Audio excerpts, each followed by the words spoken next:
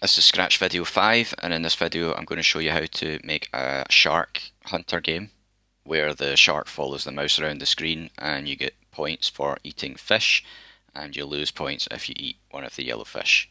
So the first thing we're going to do is click Create, and we don't need the cat, so I'm going to get rid of the cat by clicking here. And we want an underwater background, so I'm going to go over here to Stage and I'm going to add an underwater background. I'll go for that one. You can choose whichever one you want. And I want a shark, so I'm going to go down here and find a shark, which is probably in animals. There's the shark. Now the shark is too big. We could change its size by typing in the size we want down here, but I'll show you how to do it with code. So if you go over to Events and when green flag clicked, you can change the size from here. If we set the size to 50%, that means when we press the green flag, the shark will start at that size. Now we want the shark to follow the mouse pointer around the screen, so we go to Forever and point towards, which is in motion. Point towards mouse pointer and we'll try move 10 steps. So when I run the program, the shark should move towards the mouse pointer and move 10 steps. And that's maybe a wee bit fast, so I'll change this to 5 steps. Yeah, that's a bit better. You can choose whatever speed you want for your shark. Next we're going to add the fish. So again, I'll go to New Sprite and see if we can find a fish. There we go. Now we're going to need lots of fish, but it's a good idea usually to get one fish working and then duplicate it later. So our fish is too big, a bit like the shark was, so I'll go to when green flag clicked and set size to. We'll try 20%.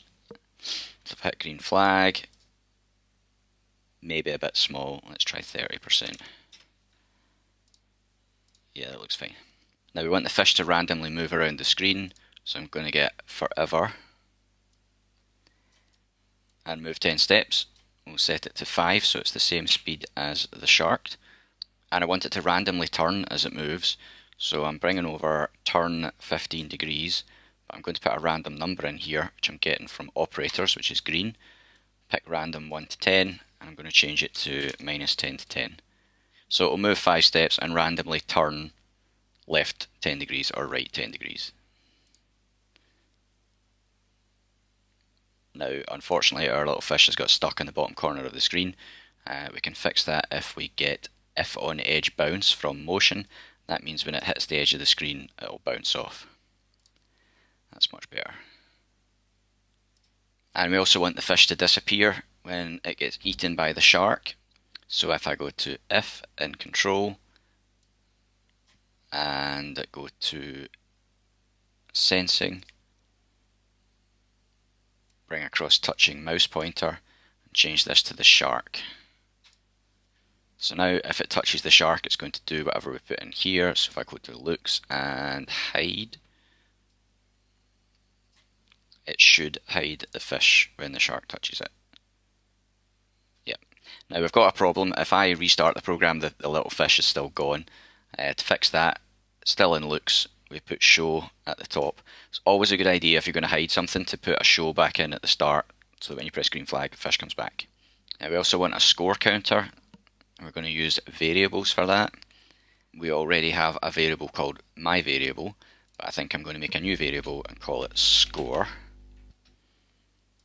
And I'm going to include in here change my variable by 1 and change that to score. So whenever the fish touches the shark, it's going to hide and change the score by 1. We also want the score to always start at 0. So I'm going to click on my shark and add set my variable to 0 at the top and change it to score. So when green flags click, the score resets to 0. So let's just test that that works. If I eat the shark, my score should go up to 1, which it does, and if I restart, the score goes back to 0. Okay, the fish is now working fine, so I'm going to duplicate the fish. Just right click on it and go to duplicate. I think we'll go for another 7 fish, so we have 8 of them altogether. And if I eat them all, my score should go up to 8. Brilliant. Next I'm going to add 2 killer fish, which if my shark eats, he'll lose score. So I want a different fish this time, so I'm going to go to choose a sprite, back into animals.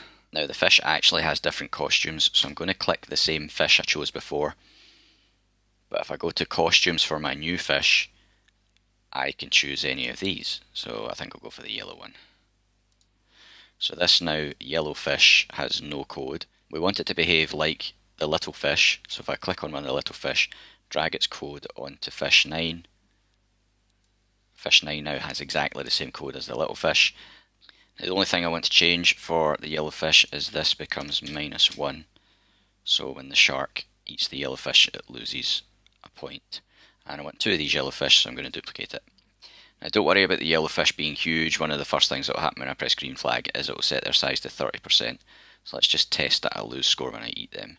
So my score is 2, and if I try and eat a yellow fish, it goes down to 1. Okay, that works. Last thing I want to do is when I get a score of 5, I want the game to finish. So if I click on my shark again, I'm going to bring over a when green flag clicked. I want a forever, and I want an if. Now if the score goes above 5, I want the game to stop. So you can get stop all from here and put it inside the if, and go over to green operators. You'll see one of them has a greater than symbol, so I'll bring that over. Go to variables and bring over my score variable, put it in here, and change this number to 5. So if the score goes above 5, everything will stop. I'll just test that.